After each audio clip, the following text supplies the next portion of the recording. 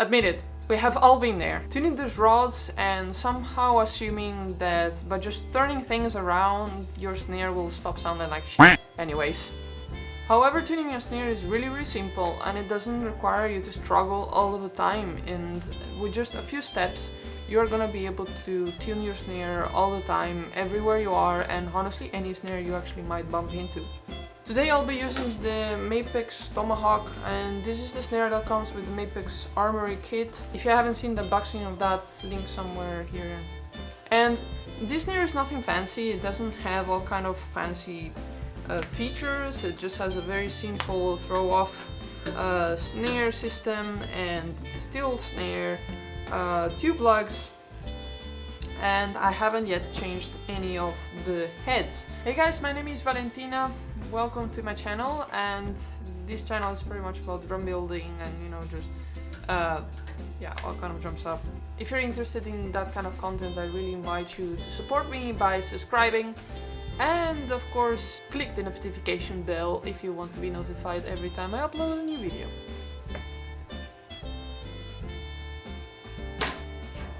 Most of the time when the snare does not sound like you want it to, it's the snare head or resonant head.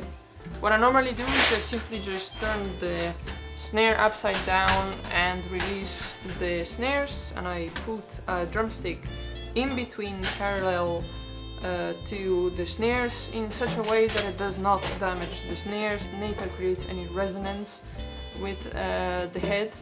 Then I detune the entire head and start from scratch. Just a quick side note, if you consider yourself not a very good drum tuner, I recommend yourself to always detune both sides and start from scratch. Even if you kind of are near the sound that you're looking for, just detune everything and start in a way that you are sure you're not forgetting anything, and that you will build experience upon that, and you will start recognizing actually what is the snare missing.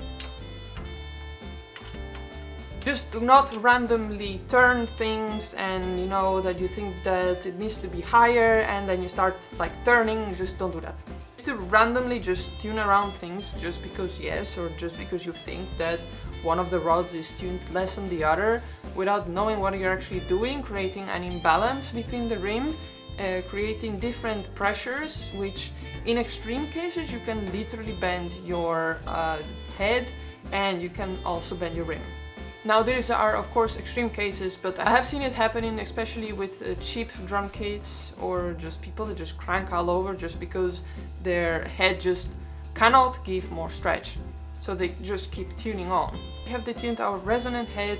What we're gonna do is literally take off all of the pressure of the rods by just you know, making sure that you're completely loose.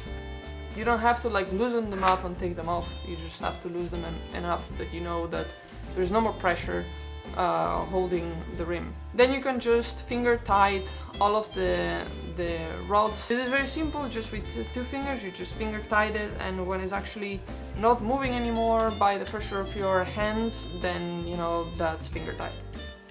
This should create a balance that will most likely be even between each lug. Okay, now that we have even pressure in all of the rods, we can finally start tuning, and what you should absolutely not do is start actually clockwise or counterclockwise or just do random. There is a method for that, it's called the star method. You basically always want to tune the opposite side that you're tuning. It can be quite confusing at first, but if you just do it slow and just remember, you will be fine, and honestly it will become just an automated thing that you do every time. Once again, you always want to have an even pressure all across the drum, all across the rim, so that you don't have a disbalance in pressure and therefore pitch, and of course not damaging your drum. For the resonant head, I normally always start with one turn and then see how tight it actually became. Normally I'll tune it up to just 2 to 2.5 turns.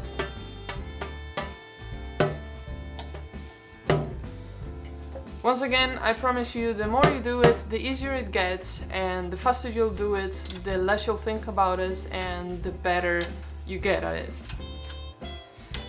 You actually want to take off all of the overtones of the head. and that will mean that you'll start tuning a lot more accurately. You want to choose a lug, and then from there take a bass pitch that you want to have the same across all of the rest of the rods. By this I mean that all of the rods will have the same or approximately as much as possible the same pitch, and by this you'll take out a lot of overtones of your snare, a lot of unnecessary sustain. Sustain of the drum that is just not natural, not pleasant, and this will habit that you'll put all kind of muffling that at last will make it only worse. This is kind of my big secret, honestly. Most of the time that I tune a snare and that there is a problem, it's either the resonant heads or just, you know, the overtones. And then you can just move from there if you want a higher pitch snare, or if you want a medium, or maybe you want to go with something fat. Lastly, when your snare is finally tuned, now you can actually put on the snare wires and adjust how much or how loose you want to have the snares to resonate on the reso head. If you tighten them a lot, it will become a very choked drum, a very short sustained, and if you have it all the way down, it will sound like you have a piece of cardboard, and that really sucks. Just remember that if you have a problem with the snare, it's not the snare wires, it's not the amount of dampening you're putting, it's not all the tape that you put on it, it's not all kind of things, it's just the resonant head and the harmonics. All the rest comes after.